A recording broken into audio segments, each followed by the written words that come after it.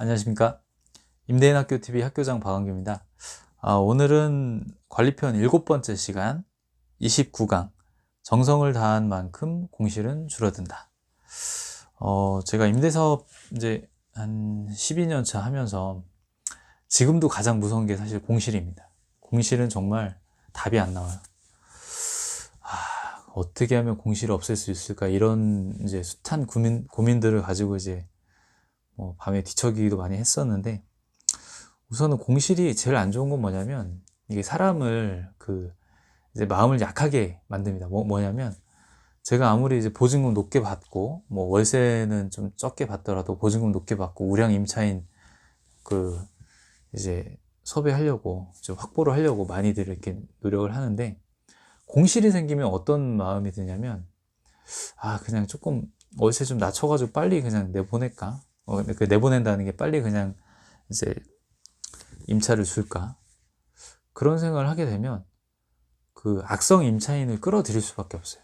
그러니까 보증금 낮고 이제 좀 자금력 좀 없는 임차인들이 공실이 좀 오랜 그런 물건지에 들어갈 수밖에 없습니다. 왜냐면은 집주인 입장에서는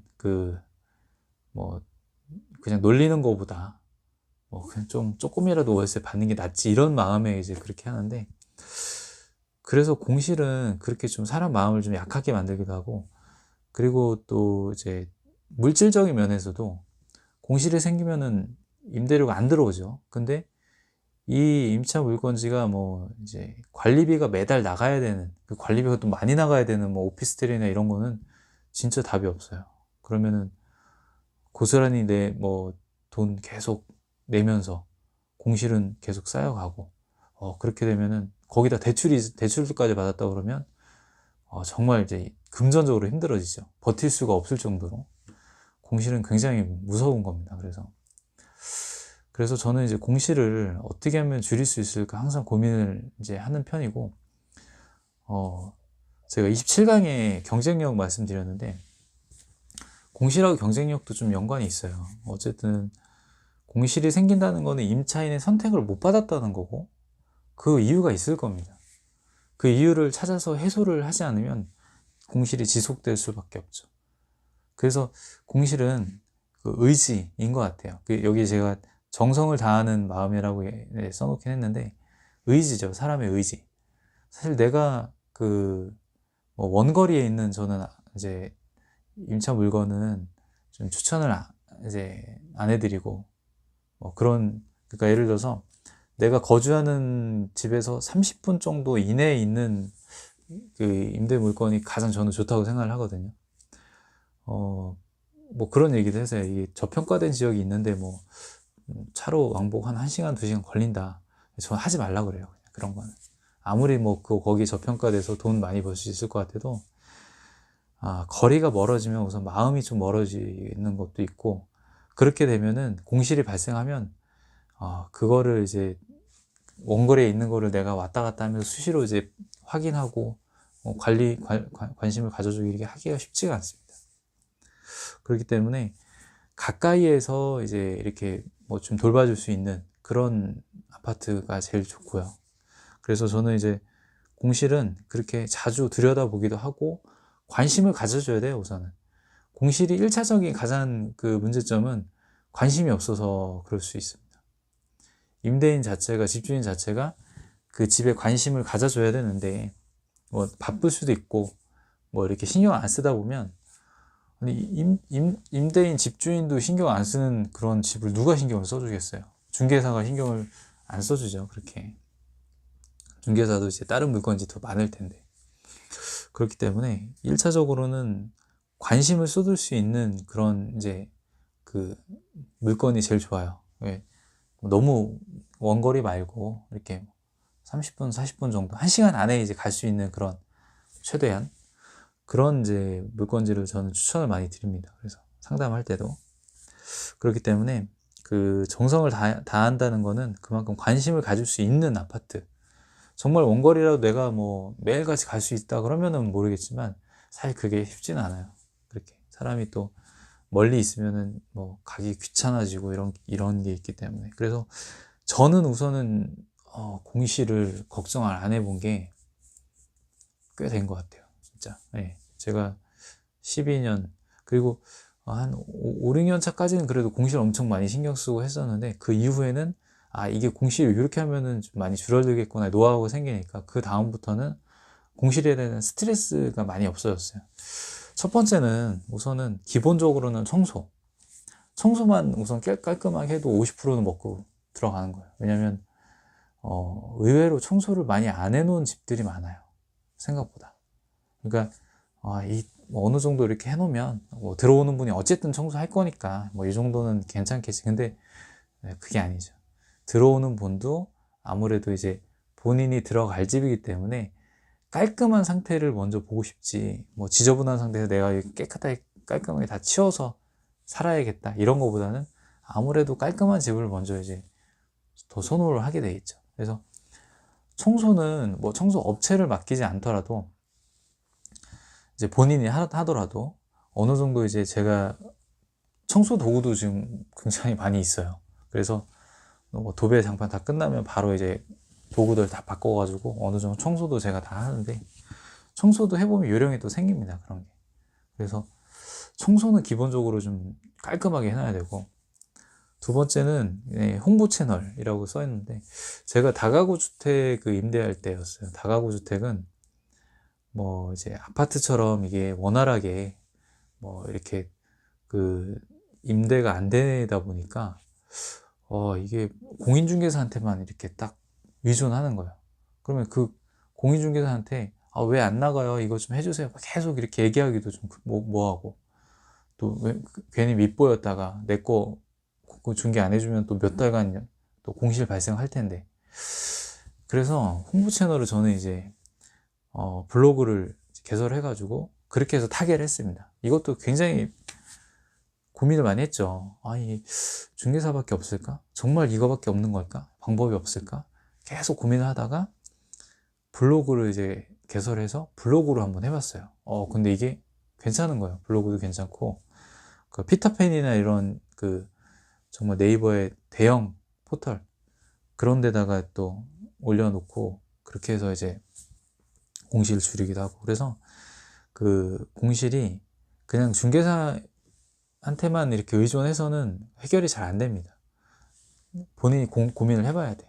뭐 전단지를 붙이더라도, 아니면은 진짜 뭐 어디 이제 교차로 같은 데 내더라도 해봐야 돼요. 해보고 이게 되는구나, 그럼 그쪽에다 집중을 하는 겁니다. 그래서 공실을 이제 없애기 위해서는 홍보 채널도 되게 중요하고요. 지금 채널이 하나밖에 없는 분들은 반드시 이런 이제 온라인 채널도 신경을 많이 쓰셔야 됩니다. 그래서 홍보 채널 만드는 거. 세 번째, 경쟁력. 경쟁력 사실 제일 중요합니다. 경쟁력이 중요하고, 경쟁력은 내가 임차인한테 줄 수 있는 가치라고 생각을 해요. 저는 임대사업을 하면서 항상 그런 가치를 뭘 줄 수 있을까? 제가 아파트를 이제 소형 아파트를 구입을 하면 여기에 들어올 사람한테 어떤 가치를 줄 수 있는, 그리고 그 가치를 극대화하기 위해서는 어떻게 해야 될까? 그런 식으로 이제 방향을 잡습니다.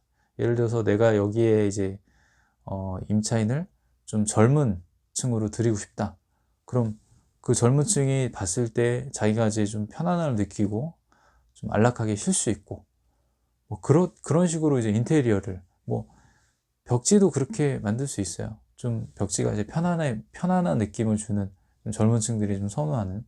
그리고 또 이제 뭐 도배 장판도 그렇고, 그리고 옵션을 넣는다고 하면 옵션도 그런 식으로 이분들한테 좀 더 가치를, 그런 편안함과 편리함에 줄 수 있는 가치를 좀 더 줄 수 있는 거, 돈이 좀 들더라도 그렇게 할 수도 있고요. 그래서 경쟁력은 항상 고민을 해야 돼요. 이게 이제 뭐 제가 임대사업 뭐 10년 넘는다고 하더라도 이거는 소홀히 할 수 없는 게 바뀝니다. 자꾸 임차인들의 그런 니즈가 미세하게 바뀌어요. 뭐 예전에는 도배 장판만 이렇게 해줘도 그냥 들어왔는데 또 요즘에는 또 달라요. 그러니까 도배 장판은 기본이고, 뭐 이제 뭐 이거 요구하는 그런 것도 있고요. 아니면은 이제 집 현관을 딱 들어섰을 때 뭐 집 현관부터 뭔가 낡은 느낌이 든다든가, 어쨌든 그런 이제 느낌적인 부분을 좀 많이 또 보는 분들도 있기 때문에 그런 미세한 변화를 계속 캐치를 하면서 어떻게 하면 이제 가치를 또 제공해 줄 수 있을까, 그런 고민은 항상 하고 있어야 됩니다. 이거는 뭐 이게 임대사업뿐만 아니고 일반적인 그냥 그 모든 사업에 있어서 그래요. 우리가 고객이라고 하죠. 고객한테 선택을 받고 그 고객이 그 이제 그 고객한테 줄 수 있는 가치를 주고 우리는 그거에 대한 대가를 받는 거잖아요. 그러니까 선택을 우선 받아야 되고, 그리고 고객이 원하는 그 정도의 가치를 줘야 되고, 그래야 고객이 지갑을 열어서 돈을 주는 거죠. 남의 뭐 돈 이렇게 벌기가 쉽지가 않죠. 그거는 이제 거꾸로 말하면 그만큼 남한테 줄 수 있는 가치를 이제 그 합당한 가치를 준다는 게 어렵다는 겁니다. 그게 돈을 빼내는 게 어려운 거, 그거보다는 내가 그만큼 줄 수 있는 게 어려운 거죠. 그래서 공실은 이제 경쟁력, 뭔가 그 내가 경쟁하고 있는 그런 이제 물건지들하고 좀 차별화될 수 있는 것들을 항상 고민을 하고, 뭔가 내가 할 수 있는 게 있으면, 저 같은 경우에는 만약에 그 이제 지금 세탁기 뭐 통돌이 세탁기하고 예를 들어서 그런 뭐 에어컨이 들어있다 그러면은 저는 거기에 이제 그 조건에 통돌이 세탁기는 뭐 6개월이나 뭐 1년 정도 주기적으로 청소하는 그런 서비스를 넣을 거예요. 지금 아직 다음 달, 아마 이제 다음 달에 아마 그렇게 지금 들어갈 수도 있는데, 어쨌든 저는 그런 서비스를 지금 구비는 했습니다. 제가 이제 어느 정도 정형을 해놔가지고 필요하면 언제든지 그 서비스를 제공할 수 있게끔 이제 준비는 돼 있죠.